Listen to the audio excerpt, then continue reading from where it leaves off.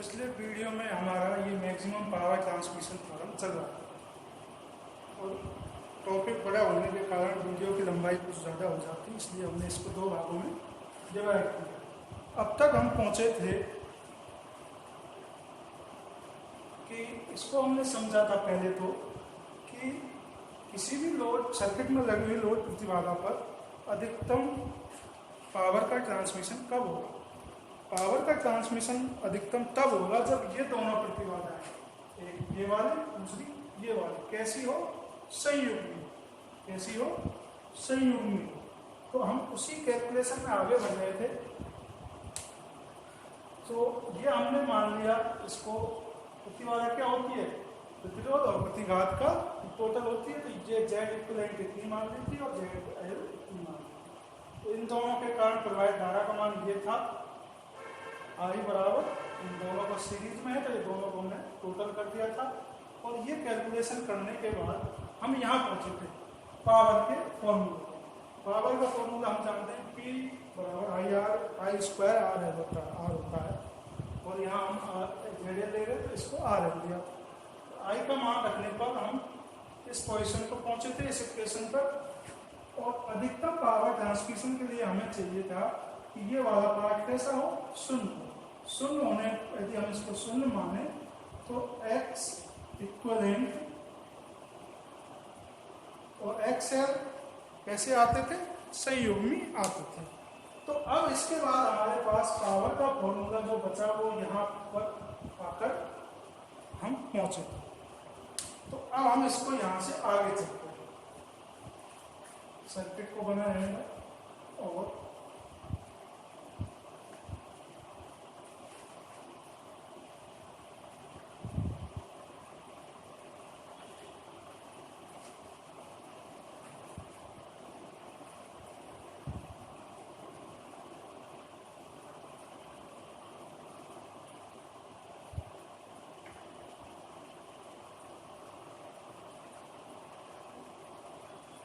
Power का formula हम यदि जेड इक्विवेलेंट तो हमारा क्या रहे, कांस्टेंट रहे, यानी जेड इक्विवेलेंट कांस्टेंट रहे या आर इक्विवेलेंट नियत रहे। इसके लिए अधिकतम शक्ति संचरण के लिए और आर एल में क्या करें, परिवर्तन। आरएल में परिवर्तन करते हैं तब हम देखते हैं इसको कैसे कैलकुलेट करेंगे कि हम इसका किसके रेस्पेक्ट में क्या करते हैं, डिफरेंशिएट कर दें dp अपॉन dRL। कैसा होना चाहिए अधिकतम पावर संचरण के लिए, हमने उसमें पढ़ा है डिफरेंशियल इक्वेशन में, ये कैसा होना चाहिए, 0 होना चाहिए। ठीक है भाई, 0 होना चाहिए। तो रखिए इसकी वैल्यू यहाँ पर dp upon dRL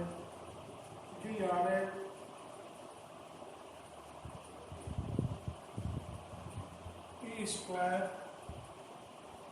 RL R equivalent RL का स्क्वायर बराबर 0। ये R का।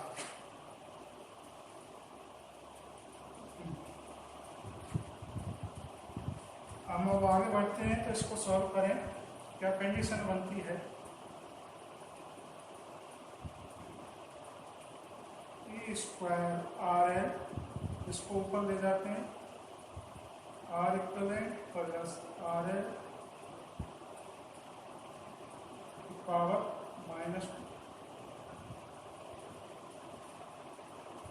ठीक है भाई। अब इसमें देखिए हम इसको डिफरेंशिएट करें आर एल के रेस्पेक्ट में, एक पार्ट ये मान लें, एक पार्ट ये मान लेते हैं। पहले पार्ट का अवकलन, दूसरा पार्ट ऐसे कैसे ही, फिर दूसरे पार्ट का अवकलन और पहला पार्ट ऐसे कैसे। तो हम इसको करते हैं, तो इसका देखो, इसका करें, इसको सेम रखें। तो आर एल सिंगल पावर में है तो ये आएगा हमारे पास ई स्क्वायर आर एल का, आर एल के रेस्पेक्ट में एक बार होगा तो बचा क्या, are E Q plus R L power -2 plus, इसको ऐसे रखें,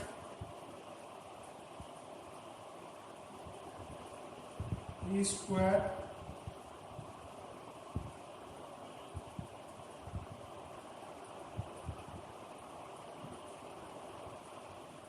आर एल। अब इसका करें तो -2 और R equivalent plus R L -3 0 और आर एल का एक भाग, ठीक है। मल्टीप्लाई में 1 भी लगा सकते हो यहाँ, जो इसका अवकलन हो।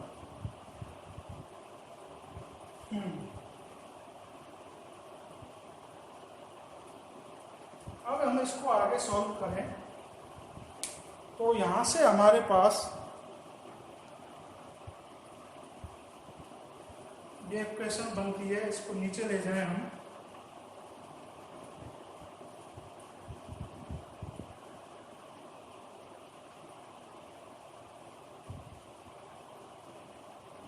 स्क्वायर नीचे ले गए प्लस माइनस हो गया ना, minus minus plus -2 E square R L upon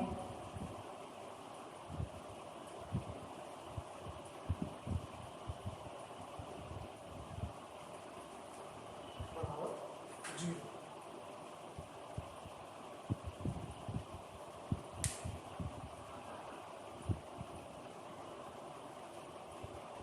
इसका हम एलसीएम ले लें, एलसीएम क्या आएगा,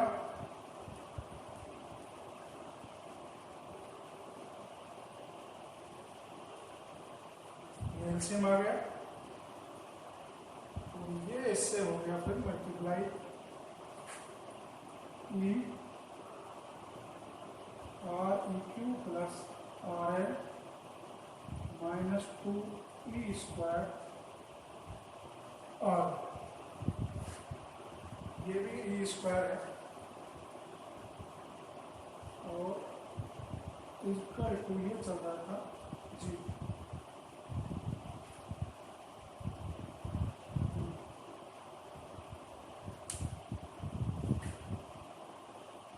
और E square R E Q E square R L -2 E square R L upon R E Q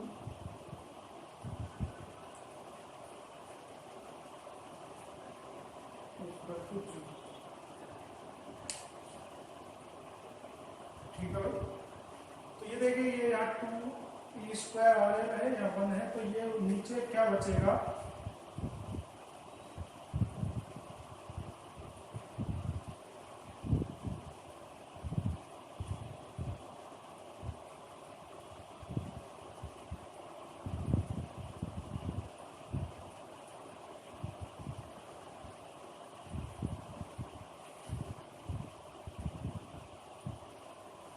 यहाँ से हम ई स्क्वायर को कॉमन ले लें,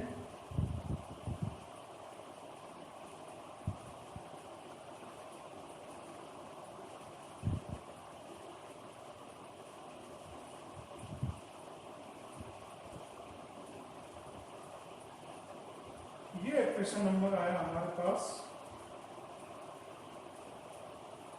6 या 7 होगा, उसमें देख लेना। तो अब इक्वेशन नंबर 6 में 3 टर्म्स हैं। एक टर्म है ये वाला ई,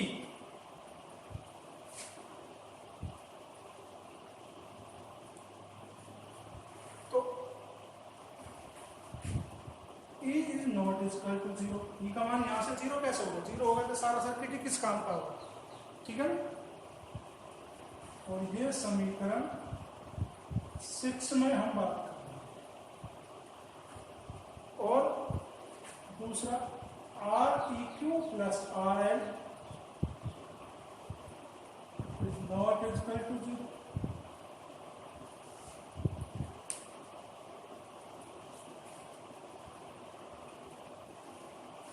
ठीक है भाई, तो बचा क्या? तो R E Q minus R L equal to 0।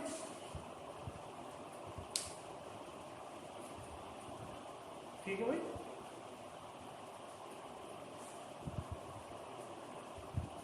अब ये 0 होगा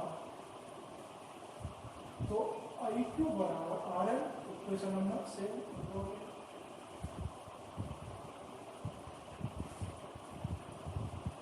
तो एक इक्वेशन हमारा पिछले उसमें आया था एक्स ई क्यू बराबर माइनस एक्स, और ये सब किस कंडीशन के लिए आए हैं? अधिकतम शक्ति संचरण या धारा संचरण के लिए।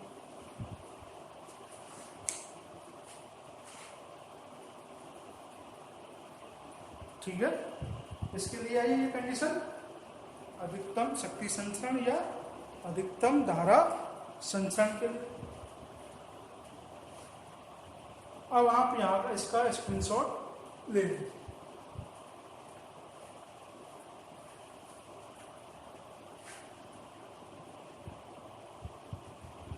अब हम इसको थोड़ा सा और समझें।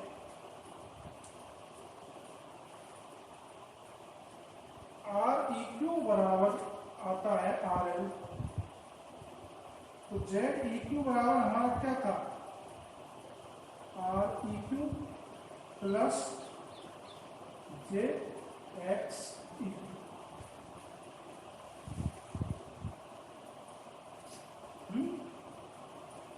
अब हम यहां से इसकी वैल्यू रखें तो जेड ई क्यू यानी कि आर एल माइनस जे एक्स, ये दोनों कैसे हैं?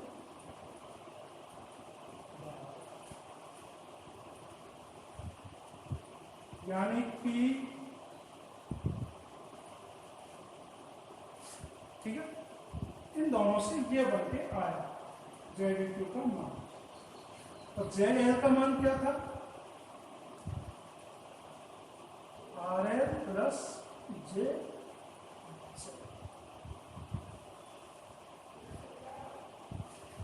यही था। अब आप इसका स्क्रीनशॉट ले लीजिए। थोड़ी सी बात और रह गई है, उसको आगे यहाँ बता देते हैं।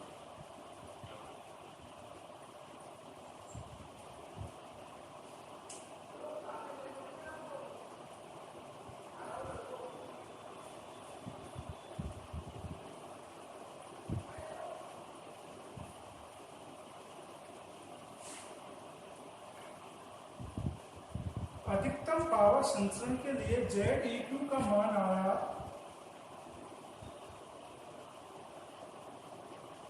आर एल माइनस जे एक्स एल, जेड एल होता है आर एल प्लस जे एक्स। अब हम यहां से देखते हैं कि ये दोनों कैसे हैं? संयुग्मी।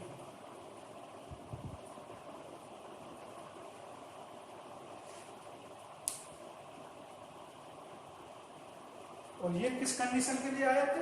इस वाले कंडीशन।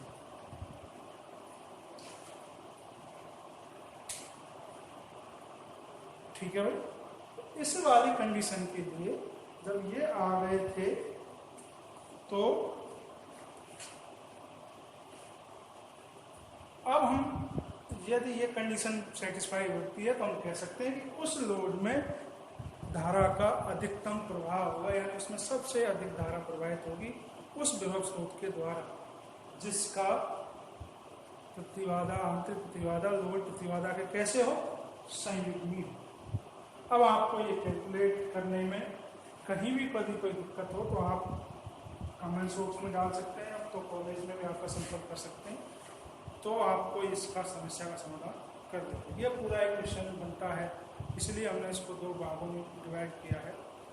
और ये यूनिवर्सिटी एग्ज़ाम पूरा 20 नंबर को बड़ा क्वेश्चन आता है 20 का, तो उसमें से आप इसको सॉल्व कर सकते हैं। तो संयुगी का मतलब यही होता है कि इंसान कैसे हो, अपोजिट हो तो वो कॉम्प्लेक्स नंबर क्या कहलाता है, संयुगी क्या। ठीक है भाई। और आगे हम कुछ एक एग्जांपल्स करेंगे, तो सर्किट सॉल्यूशन में काफ़ी इम्पोर्टेंट है।